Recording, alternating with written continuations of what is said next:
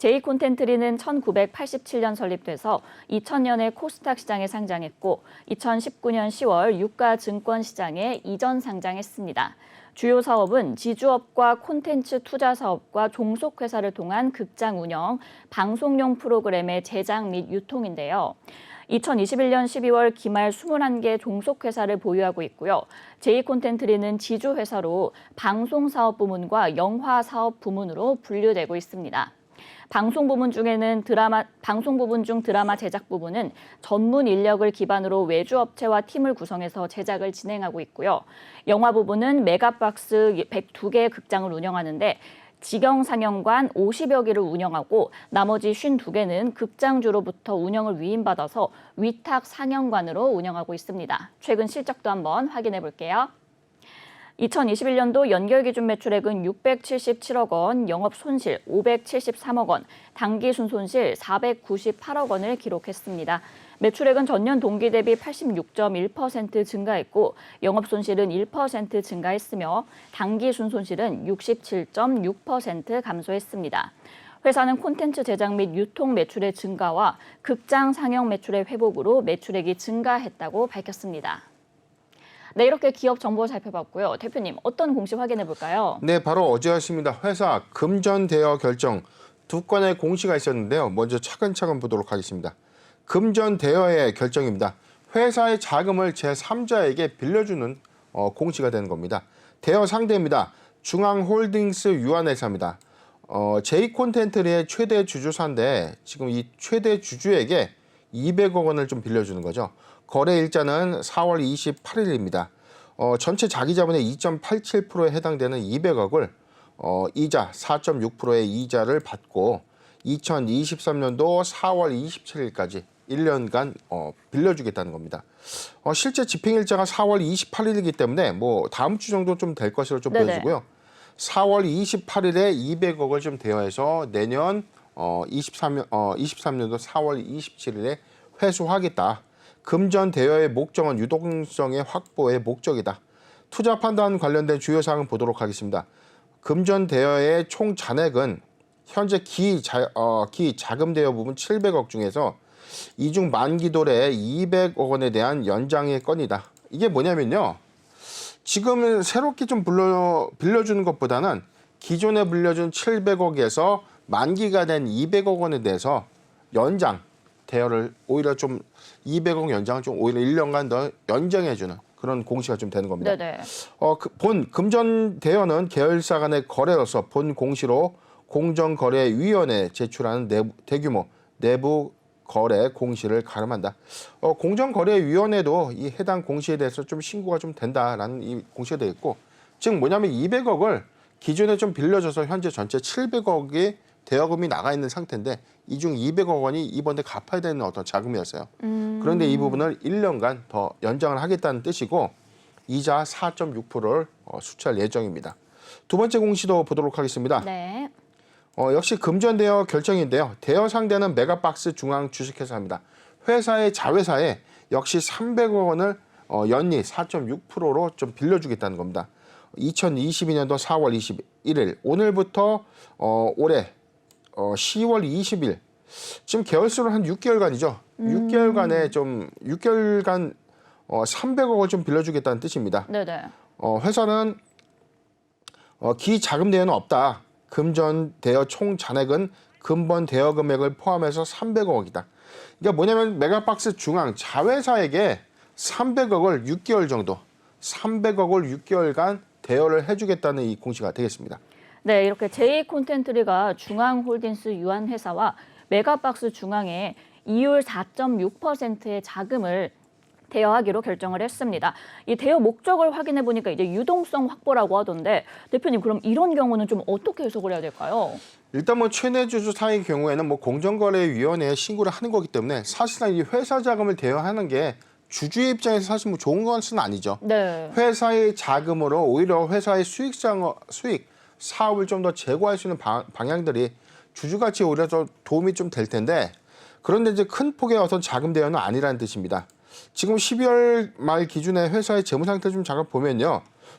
지금 회사의 12월 30일자 보유 현금이 무려 3,208억 원에 좀 해당돼요. 네네. 전체 뭐 매출 채권 이런 부분 다 빼고 순수 현금만 3,208억 원을 좀 보유하고 있기 때문에 이 중에서 뭐 300억 원의 자회사 대출과 자회사의 어떤 대출이죠. 네. 그다음에 200억 원에 대해서 최대 주주의 어떤 대출인데, 근데 최대 주주 사이는 기존에 700억 원의 어떤 기존 대출이 있었죠. 네. 이번에 200억이 추가됐기 때문에 900억이 아니라 기존 대출 200억 상환 의무가 있었지만 이를 오히려 더 연장해주는 공시가 되기 때문에 추가적인 어떤 자금 유치는 없다. 그렇게 되면 지금 3,208억 원 중에서 300억 정도가 좀 빠지게 되면 회사는 그래도 1,900억 이상의 회사 보유 자금을 좀 보유하고 있게 되는 셈인데, 자회사의 어떤 자금 여력은 사실상 뭐 금융기관으로부터 차입을 하다거나 외부 자금 조달하기까지는 시간이 좀 걸릴 수밖에 없죠. 네. 잠깐 짧게 쓰는 자금이라면 오히려 모회사에서 자회사 지원을 통해서 오히려 빠르게 정상화 또는 유동성 공급 관점에서는 뭐 좋은 공시다, 나쁜 공시다를 좀 차지하더라도 크게 좀 의미가 없는 공시가 아닌가 판단해 봅니다. 네, 좋습니다. 그리고 이제 여기에 이제 세계 최대 온라인 동영상 서비스 넷플릭스의 가입자가 올해 1분기에만 20만 명 감소했다는 소식도 함께 전해졌거든요. 무려 이 11년 만에 첫 감소세인데 때문에 이제 넷플릭스 주가가 하루 만에 이제 25% 가량 전 거래일에 밀렸었고요. 이로 인해서 국내 콘텐츠 관련 기업들의 주가도 약세를 보였습니다. 대표님, 그럼 제2콘텐츠는 좀 어떤지 좀 봐주실까요? 네, 일단은 이 시장에서 지금 넷플릭스의 주가 급락으로 인해서 OTT 관련주들이 모두 조정을 좀 받고 있습니다. 그렇죠. 그런데 제가 작년 3분기, 작년 4분기부터 누누이 좀 말씀드렸던 부분이 있어요. OTT가 코로나19 팬데믹의 최대의 어떤 수혜 사업이 됐지만 네.